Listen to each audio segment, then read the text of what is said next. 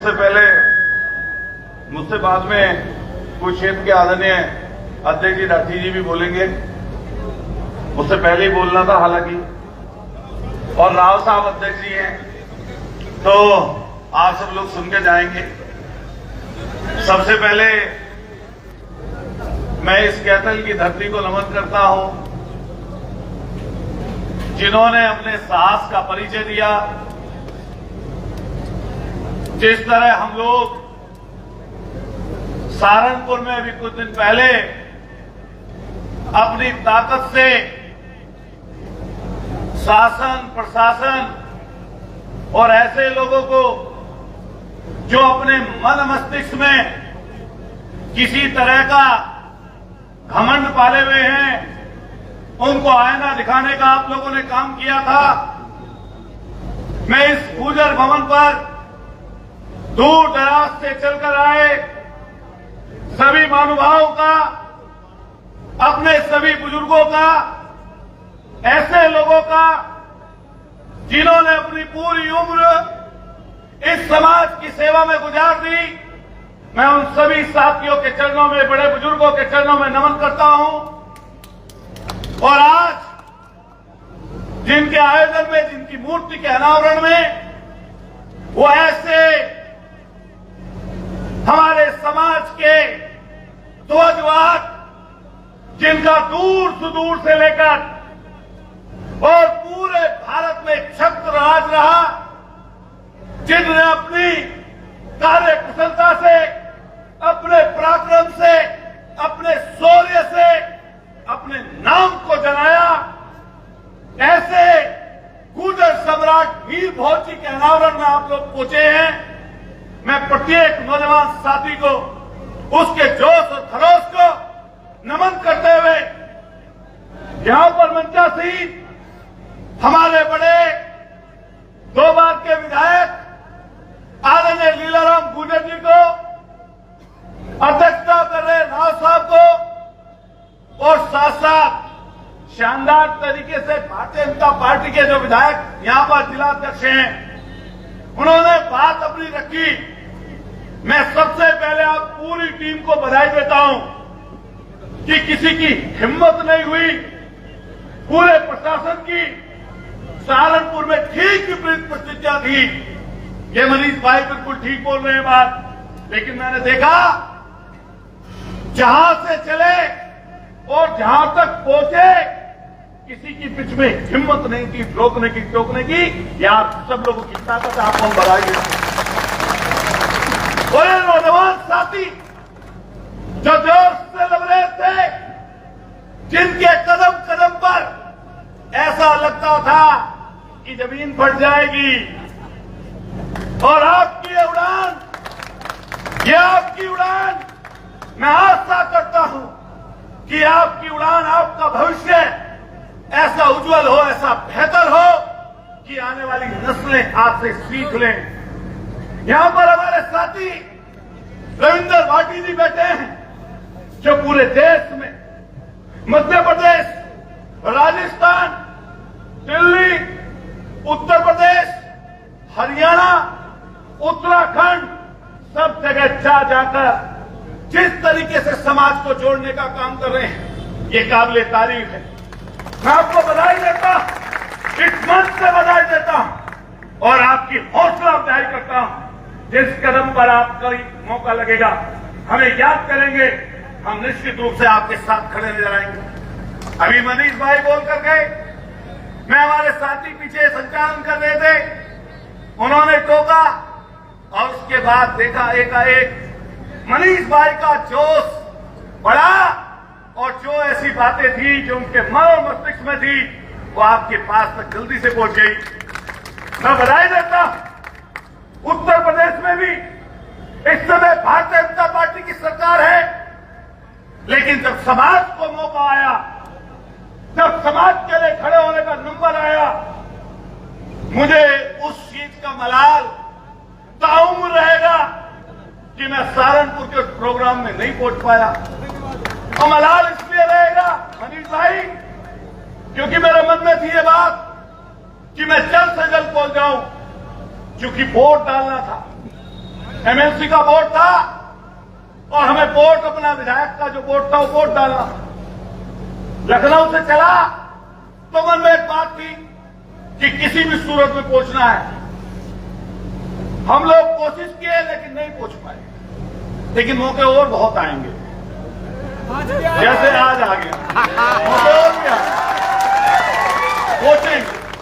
लेकिन मनीष भाई हमारे नौजवान साथी हैं, हिम्मत वाले हैं।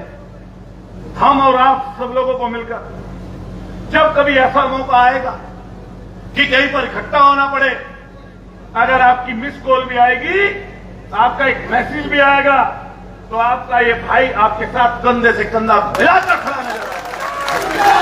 और हम सब लोगों को एकजुट एक विषय पर, मुद्दे पर इकट्ठे होना चाहिए, एकजुट रहना चाहिए। मैं हमारी टीम बैठी है सहारनपुर की, आसपास के जिलों से लोग आए, पानीपत के गुजर भवन के अध्यक्ष बैठे हैं, इसके आसपास के लोग बड़ी संख्या में आए। यहां पर हमारी बहनें यहां पर बैठी, हमारे सहारनपुर के साथी हैं अमित भाई, हमारे प्रवेश जी हैं, संदीप चौधरी है बंदुरी, हमारे मेरठ से जिला पंचायत के सदस्य विपिन भड़ाना जी हमारे साथ चलकर आए हैं, मेरठ यूनिवर्सिटी के छात्र संघ के अध्यक्ष राजदीप चलकर आए, मेरठ से अंशुल गुजर चलकर आए, और ऐसे तमाम लोग हैं जिन लोगों का अगर नाम ले लोगों तो समय लग जाएगा, लेकिन अपनी बहनों की उपस्थिति को भी नमन करता हूं। हमारे बाद अमित आर्य जी अभी कुछ बोल रहे थे नौजवान साथियों की बात, अभी आएगा मौका बोलूंगा 10-15 मिनट तक उनकी भी बात जरूर आ जाएगी। हमारे राव सुरेंद्र जी, अनिल चौधरी जी, हमारे विकास तंवर साहब, ओम प्रकाश राठी जी, हमारे शमशेर राठी जी जो अध्यक्षता कर रहे हैं, हमारे आदरणीय राज्यपाल जी चेयरमैन साहब अभी बोलकर गए, और हमारे नौजवान साथी गायक कलाकार, इन्होंने मेरा वाला गाना नहीं सुनाया और बाद में सुना, इन्होंने एक लाइन का गाना सुनाया, उसमें नाम मेरा रख दिया महेंद्र फौजी जी के साथ, जो चलाई थी एक वीडियो। मैंने कहा भाई इनके साथ ना रखो, तुम मेरा एक अलग से बना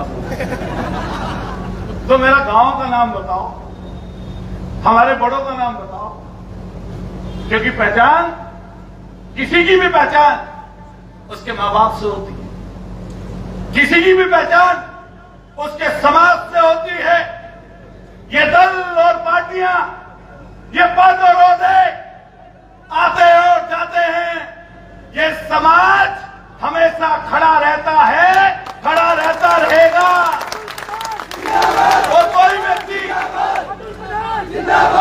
व्यक्ति इस लोकतंत्र में जो हमारे साथियों ने बात बोली है, मैं इससे तबाक रखता हूं। जब इस देश में लोकतंत्र है, इस लोकतंत्र की व्यवस्था में जब आप किसी पद और ओहदे पर जाते हैं, उससे पहले कोई व्यक्ति किसी जात में पैदा होता है, पलता है, बढ़ता है, रिश्तेदारी है, नातेदारी है, उससे उसका लगाव होना लाजमी है।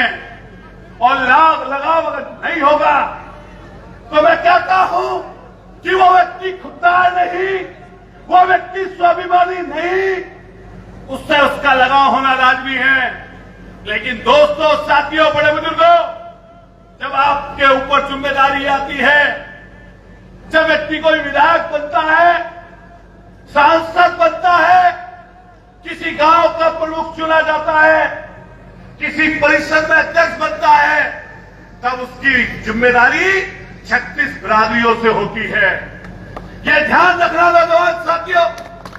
जब गाना चला, मैंने देखा आपका जोश लबरेज था, कई लड़के हमारे नौजवान साथी काफी कूदे, उछले, और पीछे से हमारे दो और मजबूत साथी उछले कूदे, और जब उछल रहे थे, कूद रहे थे, उस समय देखिए सोनी मन में बात हमारे आ रही थी कि हमारे लोगों को कई बार एक बात का अंदाजा नहीं हो पाता कि किस जगह पर, किस समय पर हमें क्या बोलना है और क्या करना है। ये ध्यान रखना, जब किसी व्यक्ति को, किसी समाज को किसी संगठन को और किसी एक समूह को अगर इस बात की जानकारी ना हो कि किस समय पर, किस जगह पर क्या बात बोलनी है और क्या बात करनी है, तो समझिए आपका महत्व खत्म हो जाएगा। आज का जो विषय है, आज का जो मुद्दा है, मैं उन भाइयों को जो भाई हमसे दूरी बना रहे हैं, मैं इस मंच के माध्यम से उनसे कहना चाहता हूं, और विधायक होने के नाते और फिर विधायक होने के नाते भी कहना चाहता हूं कि हमारी और आपकी कोई लड़ाई नहीं है, कोई हम जन्मजात झगड़ा लेकर नहीं आए और न हम करना चाहते हैं। और इस लोकतंत्र में जिसने जातियों को जोड़ लिया वो व्यक्ति ताकतवर होता है, और जिसने जातियों को तोड़ लिया वो व्यक्ति ताकतवर नहीं होता।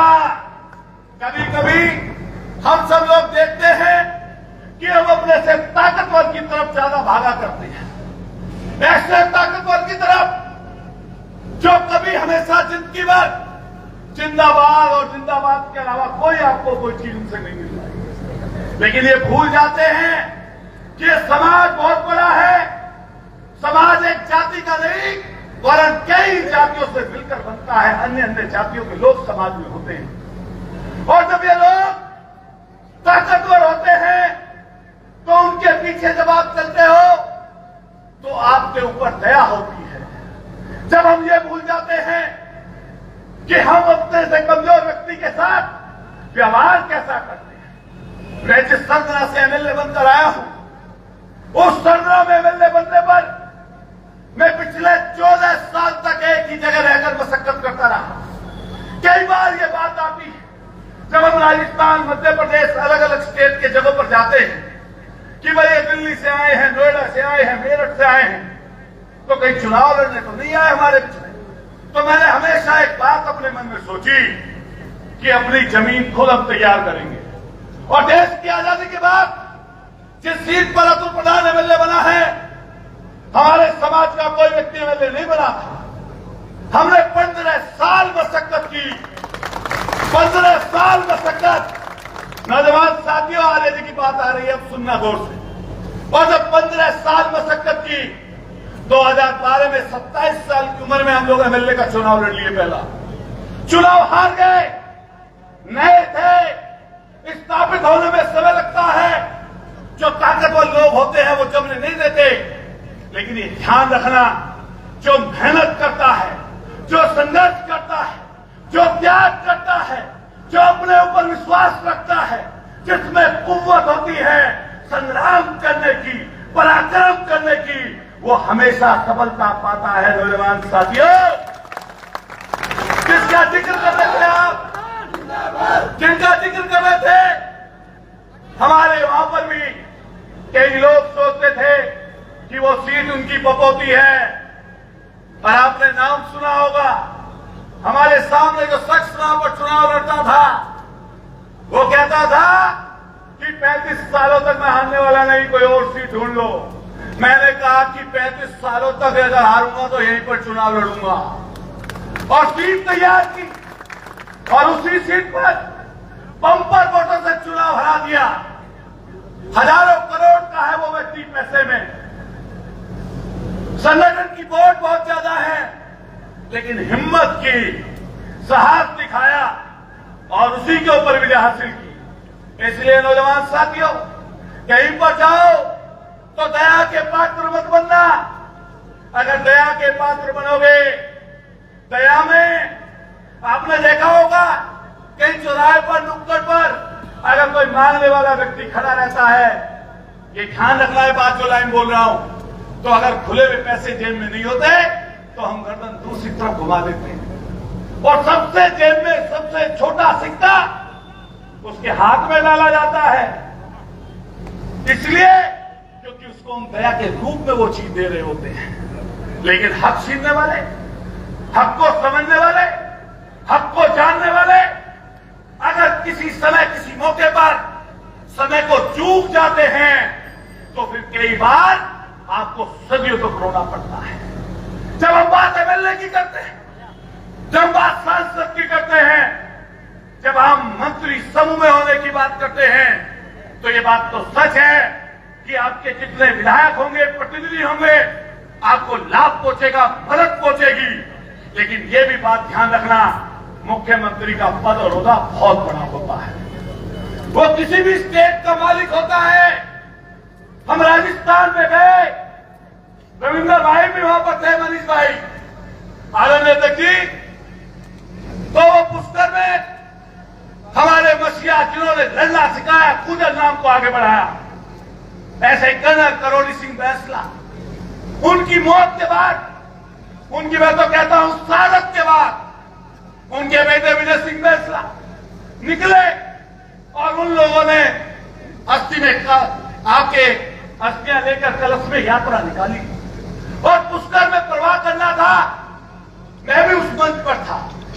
मैंने देखा नौजवान साथी सचिन पायलट जिंदाबाद के नारे लगा रहे थे। बड़ी संख्या में लोग वहां पर, चूंकि मंच ऐसा था, अस्थि का विसर्जन होना था, अन्य अन्य जाति के लोग भी आए, ओम बिरला लोकसभा के अध्यक्ष हैं वो भी आए, अन्य पार्टी दलों के लोग मंच पर मौके पर बैठे। जिस समय अध्यक्ष जी मुझे बोलने का मौका वहां पर मिला तो मैंने एक बात वहां पर बोली है, यहां पर बोलकर जा रहा हूं। ये ध्यान रखना दोस्तों, साथियों,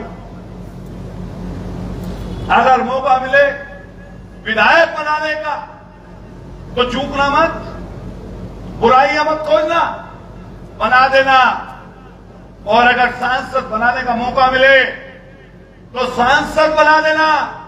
लेकिन अगर मुख्यमंत्री बनाने का मौका मिल रहा हो तो चूक मत जाना साथियों, चूक मत जाना।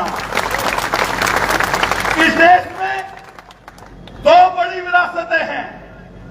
भाई मनीष बैठे हैं, 50 साल से राजनीति है, ये सही बात है। कई लोगों ने अन्य अन्य जगह पर इसको आगे बढ़ाया है। मनीष भाई आगे बढ़ा रहे, रविंद्र भाई अपने संघर्ष से आगे बढ़ा रहे, और ऐसे नौजवानों की भरमार है पूरे देश में।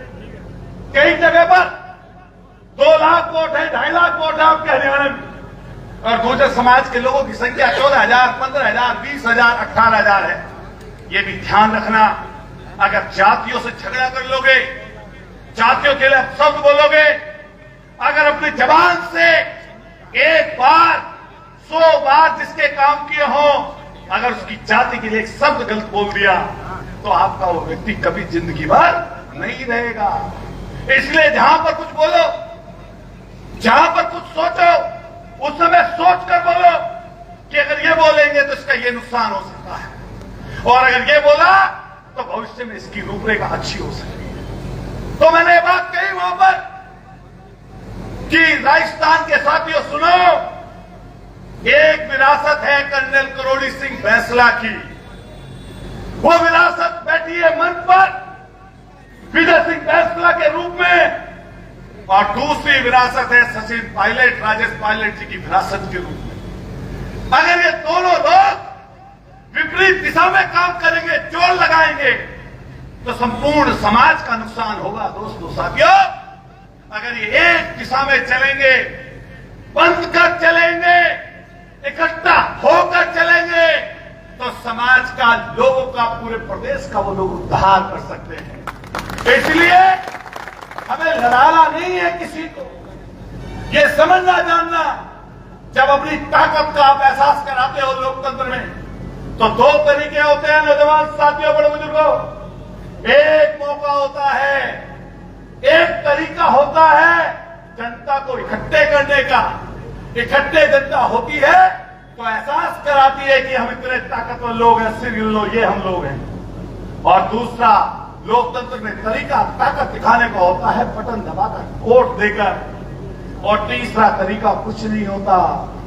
इसलिए ध्यान रखो, किस समय भीड़ इकट्ठा होनी है, किस समय एकजुटता दिखानी है, और किस समय उस बटन का सही इस्तेमाल करना है। लेकिन इसके साथ साथ, चूंकि मैं उत्तर प्रदेश में विपक्षी पार्टी का सदस्य हूं, विधानसभा सदन में जब जब मौका मिलता है बोलने का, तो ऐसा कोई मौका होता होगा जब मैं 1857 क्रांति का जिक्र ना करूं। चूंकि मेरठ से आता, उस जगह से आता, उस जगह पर इतिहास को जिस तरह पूरे देश में छिन्न कर दिया गया, दबाया गया, कुचला गया और लोगों को पता नहीं चलने दिया गया, ऐसे ही एक वहां पर भी है। ऐसे क्रांतिकारी धन सिंह कोतवाल गुर्जर जिन्होंने 1857 की क्रांति की असली नींव रखी थी, उस जगह सर पर प्रधान आकर बोल रहा और सदन में भी ऐसे ही बोलते हुए किसी ने सुना होगा, जाना होगा। मैं आपसे कहकर ये बात चाहूंगा कि आपने आज ताकत का एहसास दिखा दिया, लेकिन सोशल मीडिया पर यह ऐसी चीज है, जब एक बार आपने कुछ बात बोल दी, अगर दो लोगों में वार्ता हो रही है तो आप समझिए तब भी वो निकल गई बात। लेकिन अगर सोशल मीडिया पर कुछ बोल दिया तो लाख के पास जाएगी, करोड़ के पास जाएगी, फिर आपके हाथ में वो बात नहीं है। मैं देख रहा था हमारे कई साथी उत्तर प्रदेश से चलकर कर आए थे, हमारे जिलाध्यक्ष जो है यहाँ के, अभी बोल कर गए, वो सटीक बोल कर गए थोड़े समय में, और जैसे शब्दों का इस्तेमाल कर रहे थे, कह रहे डीसी एसपी इनकी जेब के हैं।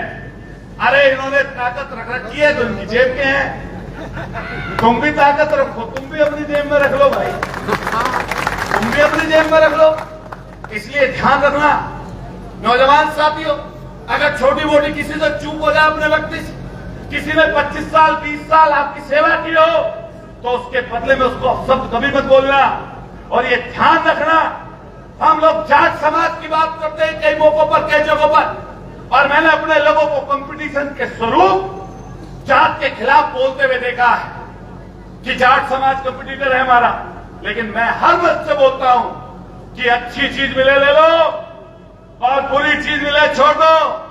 ये भी ध्यान रखना, ये बात जो बोल के जा रहा हूं, जो लोग संघर्ष करते हैं, जो लोग संघर्ष करते हैं, उनका नाम पैदा होता है, जिनका नाम बढ़ता है आगे, उनको पद और ओहदा मिलता है, और जिनको पद और ओहदे मिलते हैं वो ज्यादा लोगों का काम कर सकते हैं। उनमें और अपने अंतर मानना। मैं हरियाणा के किसान लोगों से यहां को मैंने देखा, मैंने अभी 13 महीने का किसान आंदोलन हमने और आपने दोनों ने देखा। बारिश, गर्मी, सर्दी, लाठी, डंडा, AK-47, कटीले काट, और उनके बीच में रहकर उन्होंने बताया कि हम लड़ने वाले भी हैं। क्या हुआ उससे? उससे उनका नाम पैदा हुआ, बड़ा नाम हुआ, और बिन मांगे उपराष्ट्रपति का ओहदा मिल गया। सो जानते हैं ये बात कि किसी देश का उपराष्ट्रपति, प्रधानमंत्री जिस यान में सफर करते हैं उसमें 3 लोग सफर कर सकते हैं, एक राष्ट्रपति, एक प्रधानमंत्री और एक उपराष्ट्रपति। अगर उपराष्ट्रपति किसी प्रदेश के मुख्यमंत्री को फोन कर दे और कह दे मैं फलाने आदमी को भेज रहा हूं, तो आधा घंटा मुख्यमंत्री को बैठाकर रखेगा कि राष्ट्रपति के यहां से आए। इसलिए ध्यान रखना, जब आप पराक्रम करते हो, संघर्ष करते हो, संघर्ष किसी का, मेहनत किसी की व्यर्थ नहीं जाती। मैं उनको बधाई देता हूं उसको, और मैं उनके जज्बे को सलाम करता हूं। अभी 4 हमारे पहलवान दिल्ली में बैठे, उन्होंने पूरे देश के लोगों को ये बता दिया कि ये 4 पहलवान नहीं है, इनके पीछे पूरा समाज खड़ा है। बताओ, नहीं बता दिया? कैसी हरियाणा के नहीं थे? इसलिए मैं अपने लोगों से कहूंगा ये बात कि जहां सरकार में लोग हमारे हैं, कहीं पर हो, अगर विपक्ष की राजनीति करने वाले लोग हमारे जैसे हैं, तो कभी भी किसी मंच पर कोशिश करिए कि अगर सामाजिक मंच हो तो भाईचारा सिर्फ आपके मन मस्तिष्क में ना हो, आपकी जबान पर और दिमाग में भी हो, तभी यह चीज आगे बढ़ाई जा सकती है। क्योंकि मैं काफी देर बोला हूं, मैं पूरे कैथल के लोगों का आभार व्यक्त करता हूं, और आसपास के जिलों से जो झज्जर से आए, पानीपत से आए, सोनीपत से आए, कुरुक्षेत्र से आए, या आपके कैथल के जहां अलग अलग जगहों से लोग आए, नौजवान साथियों को मैं देख रहा था, ट्रैक्टर से, मोटरसाइकिल से, गाड़ियों से, पैदल चलकर, कोई किराए से आया। लेकिन ये भी मैंने देखा, जैसे ही डीजे बंद हुआ, ट्रैक्टर स्टार्ट हुआ और बहुत सारे लोग अपने गंतव्य की तरफ बढ़ गए। अगर आप लोग यहां पर बैठे रहेंगे, बताइए अगर 10-15 कुर्सियां भरी होती तो हम और ये वक्ता लोग क्या बोल पाते हैं? मैंने देखा जो सामने बड़े बुजुर्ग बैठे हैं, कई घंटे से लगातार लोगों की बात सुनी।